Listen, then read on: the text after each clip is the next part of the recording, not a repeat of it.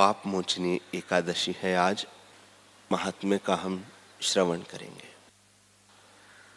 महाराज युधिष्ठिर ने भगवान श्री कृष्ण से पूछा, चैत्र गुजरात महाराष्ट्र के अनुसार फाल्गुन मास के कृष्ण पक्ष की एकादशी के बारे में जानने की इच्छा प्रकट की। तब भगवान बोले, राजेंद्र,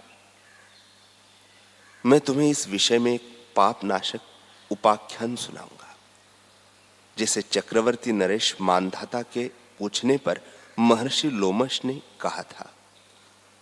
मानधाता ने पूछा, भगवान, मैं लोगों के हित की इच्छा से यह सुनना चाहता हूं कि चैत्र मास के कृष्ण पक्ष में किस नाम की एकादशी होती है, उसकी क्या विधि है तथा उससे किस फल की प्राप्ति होती है। कृपया यह सब बातें मुझे बताइए। लोमश जी ने कहा, नृप श्रेष्ठ, पूर्व काल की बात है। अप्सराओं से सेवित चैत्ररथ नामक वन में, जहां गंधर्वों की कन्याएं अपने किंकरों के साथ बाजे बजाती हुई विहार करती है, मंजू घोषा नामक अप्सरा मुनिवर मेधावी को मोहित करने के लिए गई। वे महर्षि चैत्ररथ वन में रहकर ब्रह्मचर्य का पालन करते थे। मंजू घोषा मुनि के भय से आश्रम से एक कोस दूर ही ठहर गई और सुंदर ढंग से वीणा बजाती हुई मधुर गीत गाने लगी। मुनि श्रेष्ठ मेधावी घूमते हुए उधर जा निकले और उस सुंदर अप्सरा को इस प्रकार गान करते देख बरबस ही मोह के वशीभूत हो गए। मुनि की ऐसी अवस्था देख मंजू घोषा उनके समीप आई और वीणा नीचे रखकर उनका आलिंगन करने लगी। मेधावी भी उसके साथ रमण करने लगे। रात और दिन का भी उन्हें भान न रहा।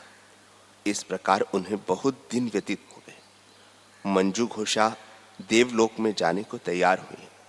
जाते समय उसने मुनि श्रेष्ठ मेधावी से कहा, ब्राह्मण, अब मुझे अपने देश जाने की आज्ञा दीजिए।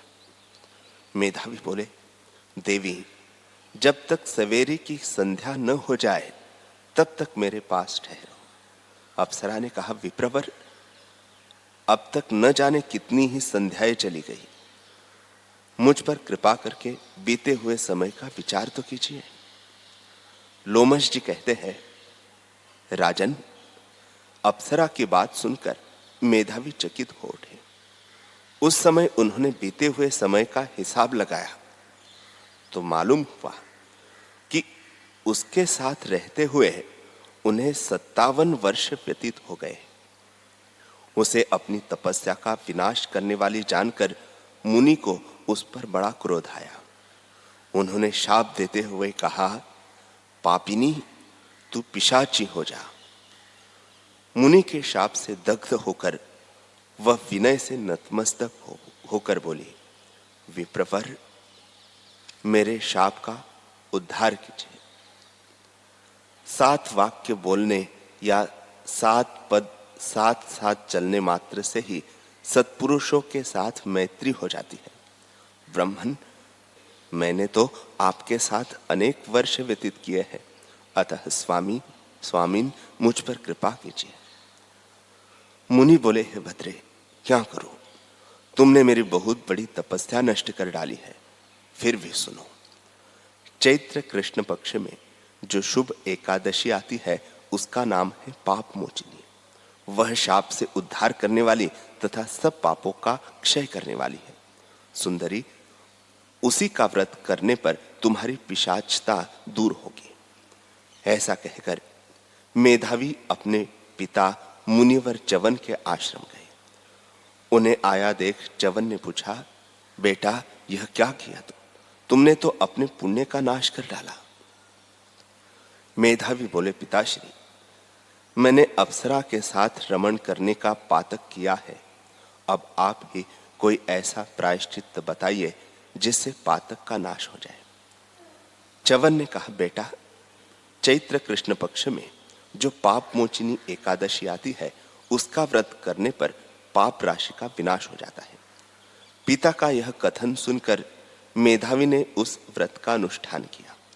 उससे उसका पाप नष्ट हो गया और वे पुनः तपस्या से परिपूर्ण हो गए। इसी प्रकार मंजू घोषा ने भी इस उत्तम व्रत का पालन किया। पाप मोचनी का व्रत करने के कारण वह पिशाच योनि से मुक्त हुई और दिव्य रूप धारिणी श्रेष्ठ अप्सरा होकर स्वर्गलोक में चली गई। भगवान श्री कृष्ण जी कहते हैं, हे राजन, जो श्रेष्ठ मनुष्य पाप मोचिनी एकादशी का व्रत करते हैं उनके सारे पाप नष्ट हो जाते हैं। इसको पढ़ने और सुनने से सहस्त्र गोदान का फल मिलता है। ब्रह्म हत्या, स्वर्ण की चोरी, सुरापान और गुरु पत्नी गमन करने वाले महापातक की भी इस व्रत को करने से पाप मुक्त हो जाते हैं। यह व्रत बहुत पुण्यमय है।